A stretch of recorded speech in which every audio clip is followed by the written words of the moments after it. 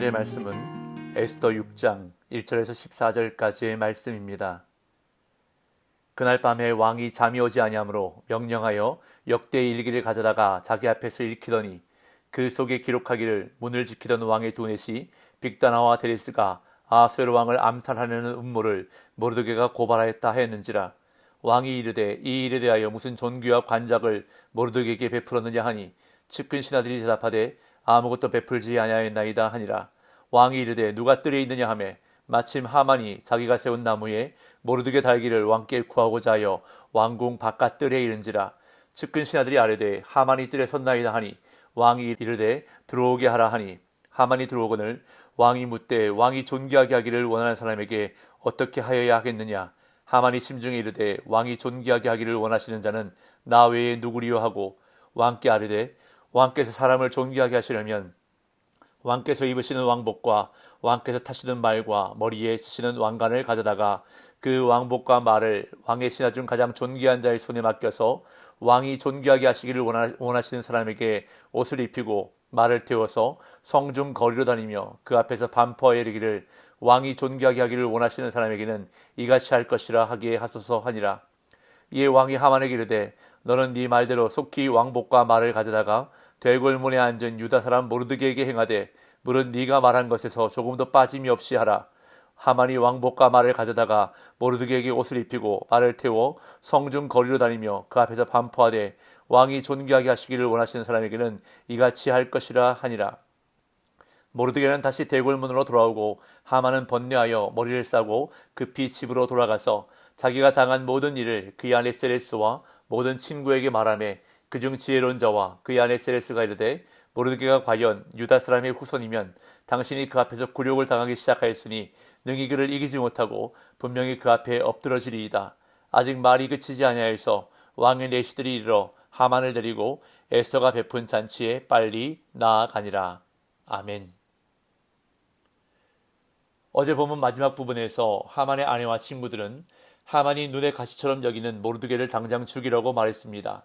그것도 지금 자존심이 상하고 분노하고 있는 하만의 분이 풀리도록 높이가 50규빗, 약 23m 정도 되는 나무를 세우고 거기에 매달아 죽이라고 말합니다. 당장 내일 왕에게 가서 모르드게를 죽일 허락을 받고 즐거운 마음으로 왕과 함께 잔치에 가라고 말합니다. 여기서 내일이라고 번역된 말은 원문 그대로 직역을 하면 아침입니다.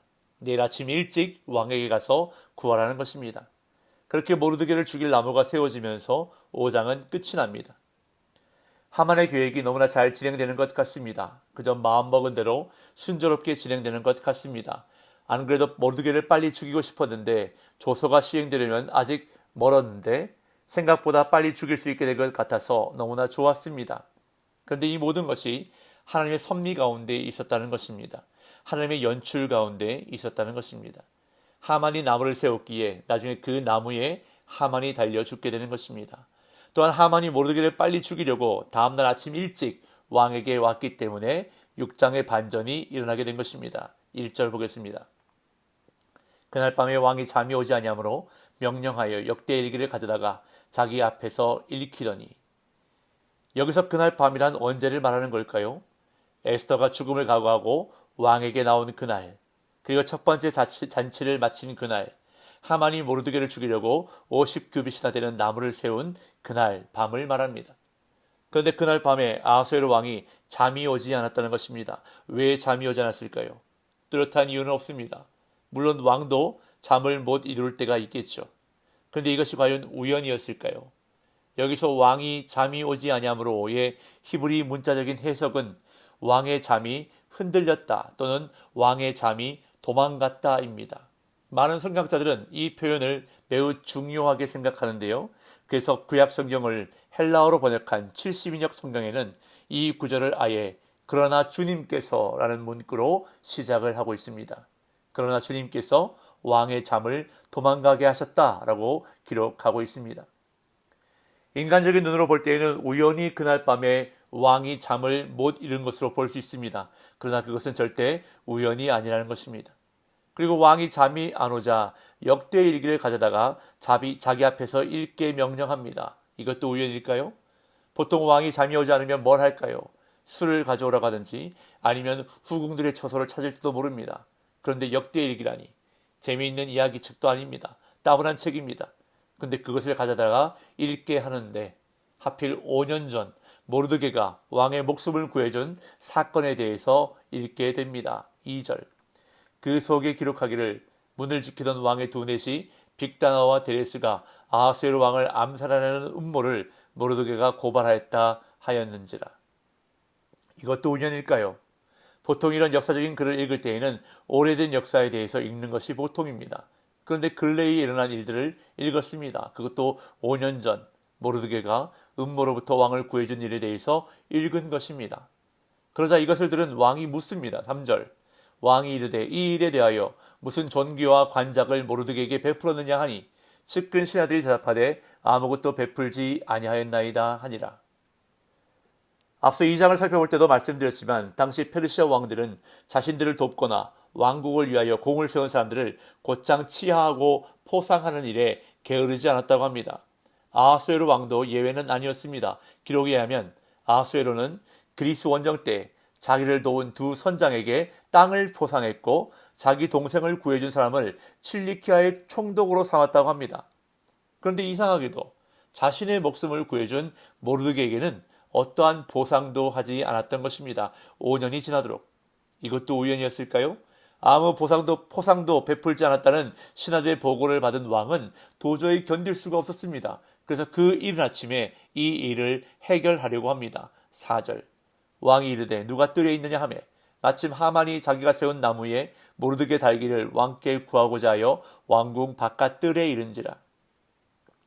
왕은 모르드게에게 포상을 하기 위해서 누군가 의견을 물을 사람을 찾았습니다. 그런데 그때 마침 하만이 왕궁 바깥들에 도착한 것입니다. 우연일까요? 성경은 일부러 마침이라는 표현을 사용하고 있습니다. 그러면서 이것을 덧붙입니다. 자기가 세운 나무에 모르드게의 달기를 왕께 구하고자 하여. 사람들 눈에는 마침인 것 같고 우연인 것 같지만 이것은 철저한 계획에 의해 마치 톱니바퀴가 맞물려 돌아가는 것처럼 딱딱 맞아 들어가고 있다는 것입니다. 하만은 모르드게를 죽이려고 그 아침에 왔고 왕은 모르드게를 상 주려고 그 아침에 사람을 찾은 것입니다. 그것이 정확한 시간에 맞은 것입니다. 5절 6절. 측근 신하들이 아뢰되 하만이 뜰에 섰나이다 하니 왕이 이르되 들어오게 하라 하니 하만이 들어오거늘 왕이 묻되 왕이 존귀하게 하기를 원하는 사람에게 어떻게 하여야 하겠느냐. 하만이 심중에 이르되 왕이 존귀하게 하기를 원하시는 자는 나 외에 누구리요 하고. 하만은 왕에게 하고 싶은 말이 있었습니다. 그것은 바로 모르드게를 나무에 달아 죽이는 것이었습니다. 그런데 그 말은 꺼내지도 못합니다. 하만이 들어오자마자 왕이 묻기를 시작했기 때문입니다. 자, 그런데 왕의 말을 유심히 살펴보십시오. 왕이 이렇게 묻습니다. 왕이 존귀하게 하기를 원하는 사람에게 어떻게 하여야 하겠느냐. 자, 아까 역대일기를 읽은 신하에게 물었던 질문과는 다릅니다. 3절 상반절을 제가 읽어보겠습니다. 왕이 이르되 이 일에 대하여 무슨 존귀와 관작을 모르드게에게 베풀었느냐 하니. 자, 그런데 하만에게 물을 때에는 여기서 했던 두 가지 말이 빠졌습니다. 관작이라는 말과 모르드게입니다. 자, 만약 이 두 가지 말을 하만에게 했다면 어떻게 되었을까요? 먼저 모르드게를 말했다면 당장에 반대를 했을 것입니다. 그러면서 모르드게에 대한 온갖 악평을 늘어놓았을 것입니다. 그래서 왕의 마음을 돌려놓았을 것입니다. 그리고 관작을 말했다면 어떻게 되었을까요? 지금 왕의 질문을 듣고 하만이 마음에 어떤 생각을 가지고 있습니까? 하만이 심중에 이르되 왕이 존귀하게 하기를 원하시는 자는 나 외에 누구리요 하고, 왕이 높여주려고 하는 사람이 나 외에 누가 있을까라고 생각했다는 것입니다. 다시 말해 지금 왕이 말하는 사람은 자기 자신이라고 생각했다는 것입니다. 근데 만약 왕이 관작이라는 말을 했다면 자신이라고 생각 안 했을 것입니다. 왜? 자신은 이미 더 이상 오를 데가 없는 높은 관작을 받았기 때문입니다. 지금 하나님께서는 아하수에로 왕의 말에도 간섭을 하신 것입니다. 그의 단어 선택, 언어 선택에 관여하신 것입니다. 놀라운 하나님의 섭리가 아닐 수 없습니다. 그러자 하만은 이렇게 말합니다. 그 대상이 자신이라는 생각이 들자 앞뒤 따지지 않고 자신이 바라고 소원했던 일을 왕께 말합니다. 페르시아 제국에서 서열 2위인 자신으로서는 왕의 위치에 서보는 것이 소원이었기에 그것을 왕에게 말합니다. 7절에서 9절. 왕께 아뢰되 왕께서 사람을 존귀하게 하시려면 왕께서 입으시는 왕복과 왕께서 타시는 말과 머리에 쓰시는 왕관을 가져다가 그 왕복과 말을 신하 중 가장 존귀한 자의 손에 맡겨서 왕이 존귀하게 하시기를 원하시는 사람에게 옷을 입히고 말을 태워서 성중 거리로 다니며 그 앞에서 반포하여 이르기를 왕이 존귀하게 하기를 원하시는 사람에게는 이같이 할 것이라 하게 하소서 하니라. 이것이 바로 하만이 원하는 것이었습니다. 왕의 위치에 버금가는 영예를 누리는 것.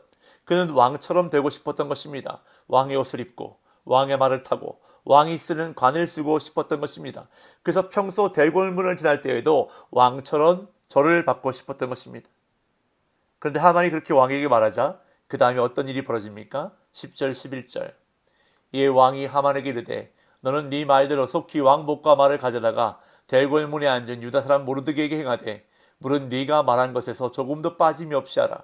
하만이 왕복과 말을 가져다가 모르드게에게 옷을 입히고 말을 태워 성중 거리로 다니며 그 앞에서 반포하되 왕이 존귀하게 하시기를 원하시는 사람에게는 이같이 할 것이니라 하니라. 하만이 왕에게 했던 말 그대로 모르드게에게 하라는 왕의 명령이 떨어집니다. 하만 자신이 받고 싶었던 영예를 지금 자신이 죽이려고 하는 모르드게에게 해주라는 것입니다. 그것도 하만이 모르드게가 탄 말을 끌고 다니면서. 반전도 이런 반전이 없습니다. 그러나 하만은 왕의 명령에 따를 수밖에 없었습니다. 그리고 나서 번뇌하여 집으로 돌아옵니다. 12절에서 14절. 모르드게는 다시 대궐문으로 돌아오고 하만은 번뇌하여 머리를 싸고 급히 집으로 돌아가서 자기가 당한 모든 일을 그의 아내 세레스와 모든 친구에게 말하며 그중 지혜로운 자와 그의 아내 세레스가 이르되 모르드게가 과연 유다 사람의 후손이면 당신이 그 앞에서 굴욕을 당하기 시작하였으니 능히 그를 이기지 못하고 분명히 그 앞에서 엎드러지리이다. 아직 말이 그치지 아니하여서 왕의 내시들이 이르러 하만을 데리고 에스더가 베푼 잔치에 빨리 나아가니라. 여기서 우리말 번뇌하여로 번역된 단어는 주로 죽은 사람을 애도한다는 의미로 쓰여지는 단어인데 여기서는 죽은 사람을 위해 슬퍼하는 것처럼 굴욕감으로 고통스러워하다라는 의미로 쓰였습니다. 즉 하만은 견딜 수 없을 정도의 굴욕과 수치를 당한 것입니다.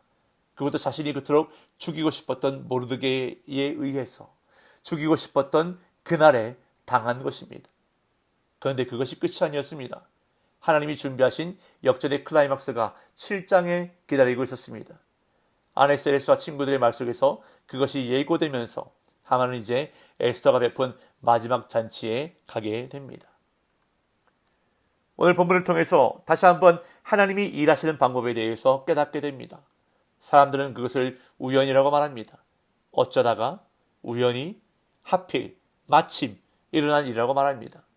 그런데 그러한 우연이, 하필이 이상하게도 자주 일어나는 것이 바로 신앙생활입니다. 믿음 생활입니다. 특히 결정적일 때에 일어날 때가 많습니다. 하나님에게는 우연이란 없습니다. 모든 것이 하나님의 철저한 계획 가운데 일어나는 일입니다. 그렇기 때문에 오늘도 우리는 하나님의 일하심을 믿음의 눈으로 바라보며 그 섭리하심에 순종함으로 살아가야 한다는 것입니다. 오늘도 그렇게 살아가는 복된 날 되시기를 예수님의 이름으로 축복합니다.